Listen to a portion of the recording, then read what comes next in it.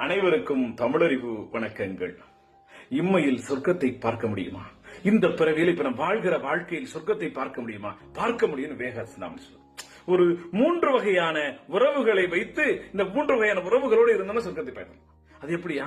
நற்குணமுடைய மன்னனை கண்டு மகிழ்ந்து வணங்குதல், அழகும் நலமும் மிக்க பெண்ணோடு கூடி வாழ்தல், நல்ல ஆசிரியரிடம் கல்வி கற்று அதனை உடன் பயின்றாரோடு கலந்து ஆலோசித்து ஆராய்ச்சிகள் செய்தல். இது 3 சரியா இருந்துச்சுன்னா இந்த பொழுதே சொர்க்கத்தை காண முடியுங்கிறார்.